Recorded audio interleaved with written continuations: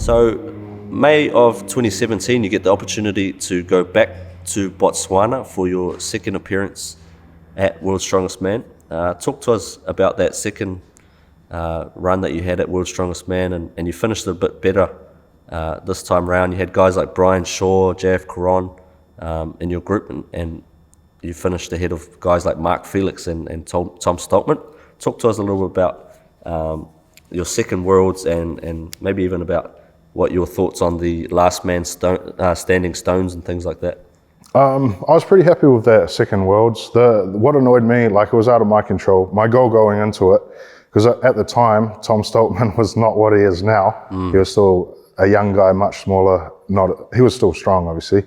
So my goal was to finish ahead of those two. But I felt like them getting injured took away from that. But the thing is, I still did, even after they had left, I still had beaten either Belsac or JF in the other events. So it was, to me, it felt like I still performed well, beating that level of person. And the two events that really let me down were my log and my deadlift. Yep. For some reason that year, I had also come last in both those events at the Arnold. So it was like a prevailing thing for me that year. But in all the other events, I had come third, so I was pretty happy. But that was cool to see, because that was the year that Eddie Hall won. And it was cool to see because those top three of Thor, Brian and Eddie, that was obviously a very intense rivalry, and you could almost feel the tension, even in the qualifiers. And I know there was a lot of frustrations with the different guys getting, the different events. It's how it is. But it was just cool to see that, to be there and see that. So 2017, you decide to move back to New Zealand. You move out of Auckland. Talk to us a bit about why you decided to make the move back to New Zealand, why you moved up north, and what kind of work you came back into.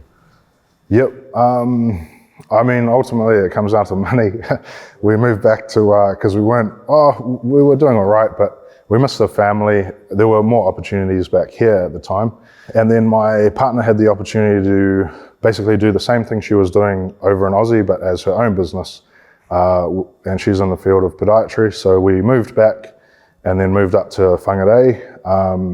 And I was just doing online coaching and then got a job glazing, which I had been doing. Now moved on into PTing and still doing the online coaching. So talk to us a little about your online coaching, how it all works and what it is you're trying to achieve with coaching online and in person. So the big difference with online is most of my clients, they tend to be a lot more self-motivated because it tends to be an intermediate level person who already goes to the gym. They just want that extra bit of guidance, to point them in the right direction.